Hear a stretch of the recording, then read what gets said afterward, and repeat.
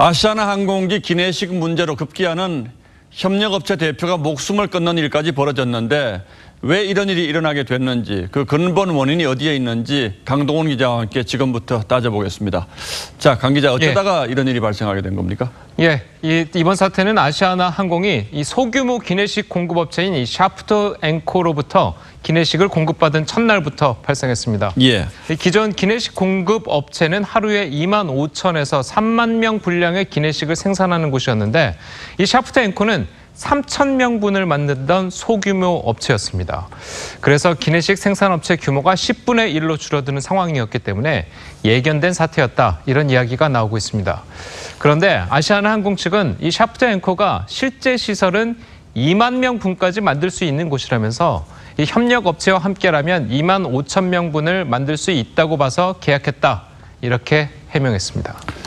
자, 그러니까 기내식 공급업체를 바꾸는 과정에서 어쨌든 뭔가 문제가 생긴 것 같은데 아시아나항공은 기존 업체를 두고 왜 이런 소규모 업체하고 계약을 맺게 된 겁니까?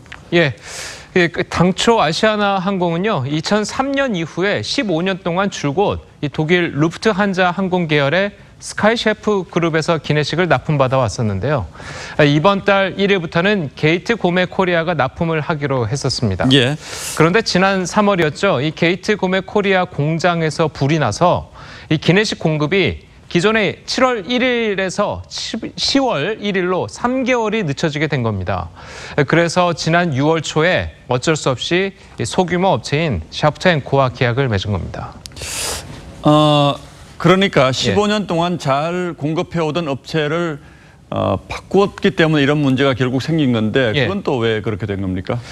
그 이면을 좀 봐야 되는데요. 아시아나항공 측은 이 기내식에 대한 승객들의 불만이 있었고 이 지속적으로 요구해왔던 원가 공개도 거부를 해서 공급업체를 바꾼 것이다, 이렇게 이야기했습니다. 그런데 말씀드렸듯이 이 이면에는 돈 문제가 얽혀 있다는 이야기가 나오고 있습니다. 뭡니까? 현재 아시아나항공이 속한 금호 아시아나그룹은요, 박상구 회장인데 금호 타이어의 경영권을 되찾기 위해서 자금 확보가 굉장히 필요한 상황입니다. 그래서 스카이셰프 코리아 측은 2016년부터 아시아나항공이 재계약을 조건으로 이 지주사인 금호 홀딩스에 대한 1,600억 원 규모의 투자를 요구했다, 이렇게 주장하고 있습니다. 그래서 스카이셰프 코리아는 독일 본사에서 계약이 깨지더라도 불공정한 방법으로는 연장하지 말라, 이렇게 지침이 내렸다면서 거절을 했고요. 결국 재계약이 되지 않았다는 입장입니다.